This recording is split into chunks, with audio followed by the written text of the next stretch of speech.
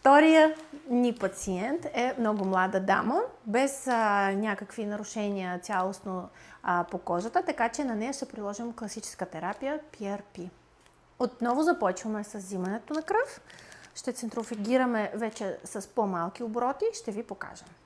Така, преди да сложим единичната епроветка в каквато и да е центрофуга, винаги трябва срещу нея, срещу положно, да стои някакъв противовес, който, ние в дадения случай запълваме винаги с вода, една епроветка ни стои винаги вътре. Колкото кръв има тук, съответно набираме вода и ги слагаме абсолютно една срещу друга. След това ще правим, понеже PRP, намаляваме оборотите до 2300 оборота за 4 минутки. Готов. Нека да си работи. Третия ни модел ще е за IPRF плазма, т.е. фибриновата плазма. Избираме този вид на плазма, защото нашата пациентка, заповядай моля, има много загубен тонус на кожа. Тя е много изтънена и загубила доста част от колагена. Същото е по лице. Така че започваме PRF версия. За PRF версията ние ще използваме същите обороти, както за PPP, т.е. плазма бедна на тромбоцити. И естествено за дадената машина ще добавим до 3200 оборота, отново за 4 минутки. Показвам ви нагледно какво рече PRF. Вижте, вече има неподвижна маса.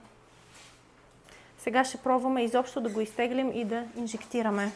Вижте насам, вече е гел. Моментално. Давай тегли, посмотрим. Аз затова съм така. Какъв гъст гел. Моментално се превръща в това, което не трябва. Чакай малко, задръж. Затова съм толкова... Мърдайте, не стойте, не си приказвайте. Просто работите като машини в този момент. Я да видим. Ще изкараме все пак нещо. Виждате ли клота? Ето отдолу има още малко. Давай, това реактивно инжектирай. Давай ми още спринцовка. Да, добре. Нищо. Дайте. Гледайте така. Искаш ли да покажеш, Маги? Да, аз добре.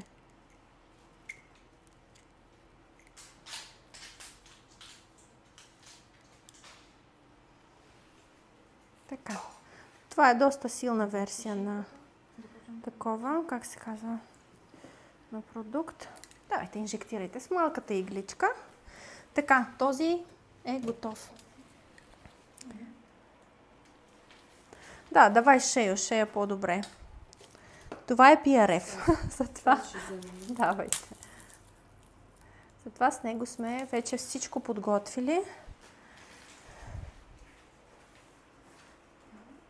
Ние можем този гел... Ти боцкай, ти не спирай, защото ти като тръгнеш да ме слушаш, ще развалим целия. Ама то влиза ли?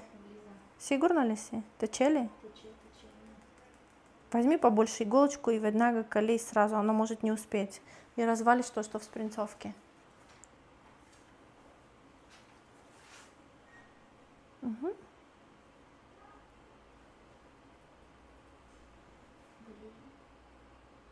Фино. Поглубже.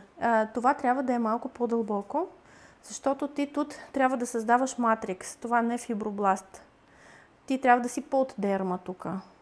Под. Заходи на 4 мм. Да. И вие по същия начин. 4 мм, за да създавате нова плътност под кожа. Наташа, що такое?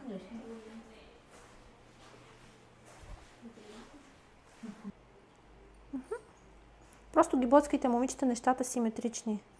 Че ако по някое време това спре да ви тече, поне да е симетрично сложено. Да.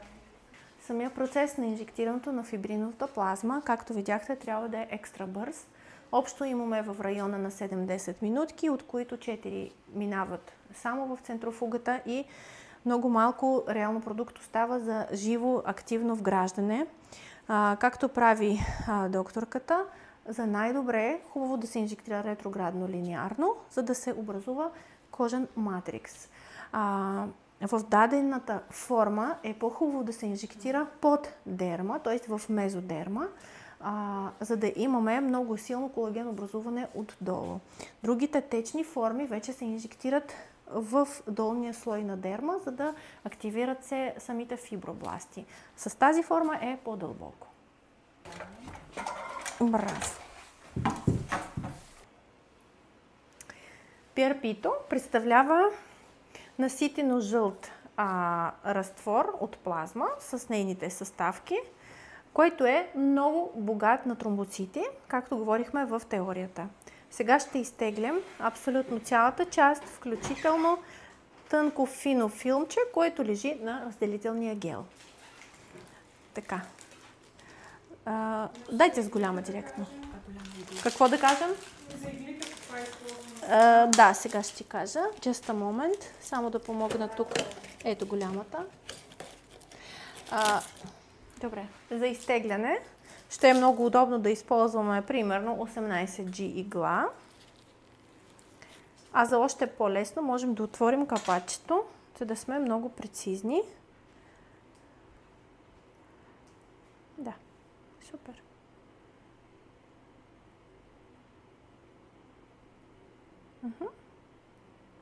Взимаме го целия. Супер. Страхотно. Прекрасно. Да. Инжектираното ще стане в дермален слой, защото целим последния слой на дермата с фибробластите за най-голямата активация.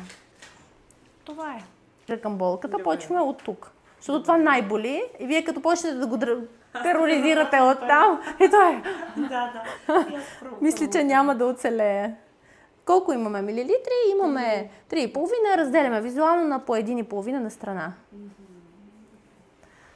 Да. Вертикално до край. Това е 1,5 милилитър. Така. Супер. Но точно. Перфектно.